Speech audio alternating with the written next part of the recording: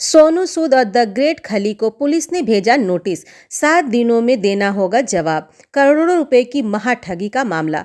आधी उम्र की लड़की से शादी करना सही, लेकिन महिला छोटे पुरुष को डेट करे तो सवाल। मलाइका अरोड़ा का डबल स्टैंडर्ड पर करारा तंज।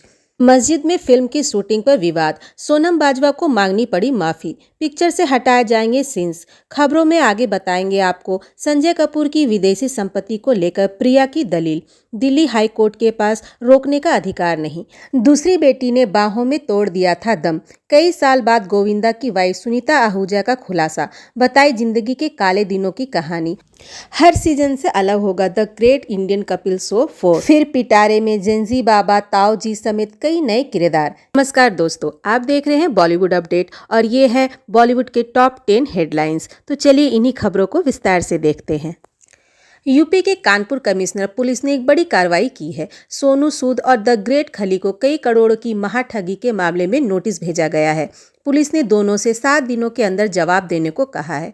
पुलिस के अनुसार दोनों सितारों ने एक ब्लू चिप कंपनी के प्रमोशन में हिस्सा लिया था। पुलिस ने पूछा है कि उन्होंने रविंद्रनाथ सोनी नाम के व्यक्ति से प्रमोशनल इवेंट में शामिल होने के लिए कितने पैसे लिए थे और आखिर वह दोनों इस कंपनी के प्रचार प्रसार कार्यक्रम में क्यों गए थे। पुलिस के पास मौजूद शुरुआती जानकारी के मुताबिक पीड़ितों द्वारा दिए गए वीडियो सबूत मिले हैं, जिनमें सोनू सूद और खली इस कंपनी का प्रमोशन करते दिखाई दे रहे हैं। यह भी अंदेशा है कि हो सकता है दोनों से भी किसी स्तर पर ठगी हुई हो। असली सच तो पूछताछ के बाद ही सामने आएगा। कमिश्नर ऑफ पुलिस सीपी रघुवीर लाल के मुताबिक दोनों सेलिब्रिटीज को नोटिस देकर कहा गया है कि जांच में पूरा सहयोग करें। मलाइका अरोड़ा अपने स्टाइल, फिटनेस और बेबाक अंदाज के लिए हमेशा चर्चा में रहती हैं, लेकिन इस बार वह अपनी निजी जिंदगी को लेकर एक नई कंट्रोवर्सी के कारण सुर्खियों में हैं। समाज में तलाक, रिश्तों और डेटिंग को लेकर महिलाओं के प्रति बने दोहरे मानकों पर उन्होंने जो बात कही है, उसने एक बड़ी बहस छेड़ दी है। हाल ही में एक इवेंट में बोलते हुए मलाइका ने कहा कि आज भी महिलाओं की जिंदगी उनके अपने फैसलों से ज्यादा समाज की सोच से संचालित होती है। समाज पुरुषों और महिलाओं के लिए अलग अलग पैमाने तय करता है और इन्हीं दोहरे मापदंडों का वह लंबे समय से शिकार रही हैं। दरअसल मलाइका का नाम इस समय अपने से 17 साल छोटे एक हीरा व्यापारी के साथ जोड़ा जा रहा है और इसी वजह से वह अचानक फिर से सुर्खियों में आ गई हैं।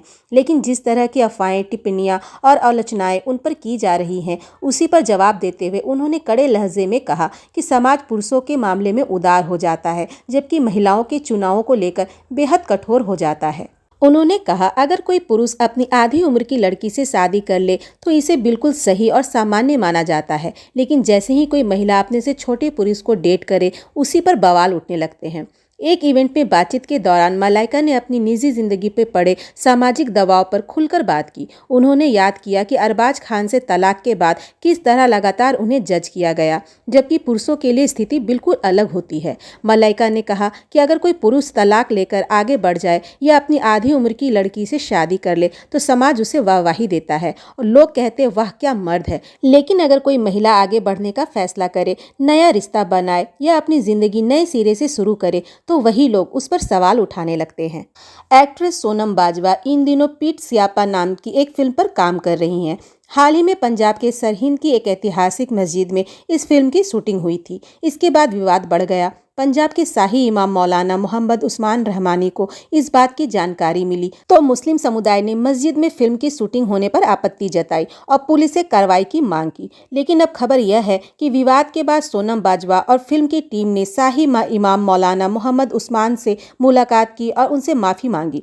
साथ ही टीम ने यह भी कहा है कि मस्जिद में शूट किए गए सभी सीन फिल्म से हटा दिए जाएंगे। यह भी भरोसा दिलाया गया है कि आगे से किसी भी धार्मिक स्थल पर ऐसा कोई काम नहीं किया जाएगा जिससे किसी भी समुदाय की भावनाएं आहत हो। मस्जिद में फिल्म की शूटिंग का मामला सामने आने के बाद इस पर कड़ा विरोध जताते हुए शाही इमाम ने कहा था कि पवित्र स्थल पर शूटिंग करना न सिर्फ अनुचित है बल्कि धार्मिक आस्था का भी अपमान है। उनका कहना था कि मस्जिद में शूटिंग की कोई अनुमति नहीं दी गई थी, इसके बावजूद फिल्म की टीम ने वहां शूटिंग की जो समझ से परे है। उन्होंने सवाल उठाया कि बिना अनुमति और धार्मिक संवेदनशीलता को समझे बिना ऐसा कदम कैसे उठाया गया। हालांकि अब सोनम बाजवा और उनकी टीम ने इस घटना पर माफी मांग ली है।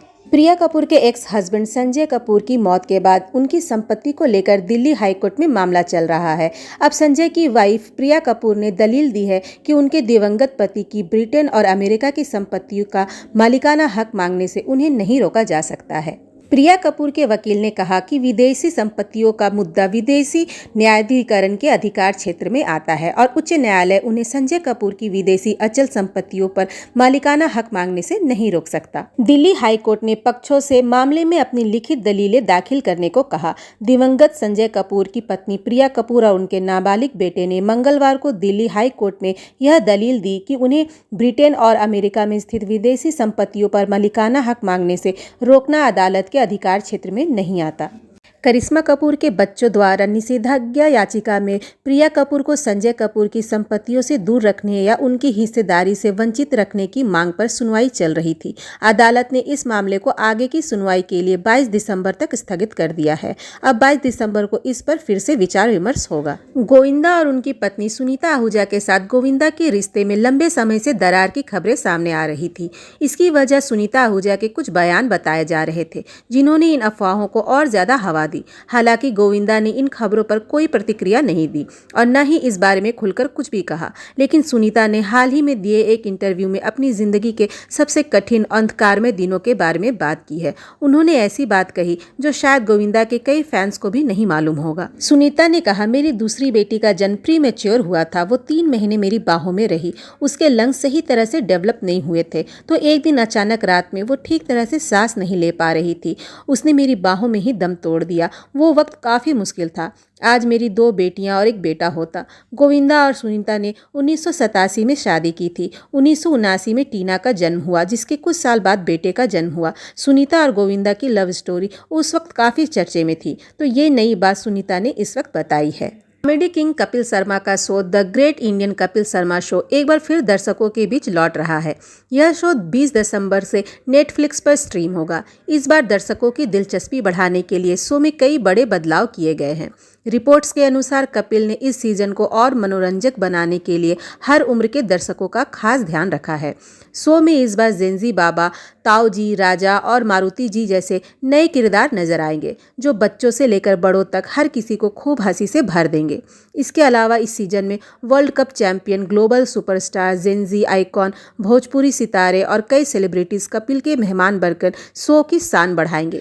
नेटफ्लिक्स इंडिया की सीरीज हेड तानिया भामी ने इस शो को लेकर कहा कि the great Indian Kapil Sharma show सिर्फ एक शो नहीं है, बल्कि ऐसा कार्यक्रम है जिसे पूरा परिवार एक साथ बैठकर देख सकता है, चाहे भारत में रहने वाले दर्शक हो या विदेश में रहने वाले NRI। तीसरे सीजन का फिनाले इसी साल 3 दिसंबर को हुआ था, जिसमें खास मेहमान थे अक्षय कुमार। और अब फिनाले के सिर्फ 2 महीने बाद ये मजेदार कॉमेडी शो अपने चौथे सीजन के साथ लौट रहा है। इस बार आपको मिलने वाले हैं नए और मजेदार गेस्ट, रोमांचक कॉमेडी सेगमेंट और बहुत सारी हंसी। तो दोस्तों, तैयार हो जाइए हंसी के बवाल के लिए, क्योंकि ये सीजन धमाका करने वाला है। ये थी बॉलीवुड की दुनिया के लेटेस्ट खबरें। अगर आप भी चाहते हैं कि आपको हर दिन हॉट और मज़ेदार अपडेट मिलते रहे, तो वीडियो को लाइक और चैनल को सब्सक्राइब करना बिल्कुल मत भूलिए। और हाँ, कमेंट में बताइए आपका फेवरेट हेडलाइन कौन सा रहा।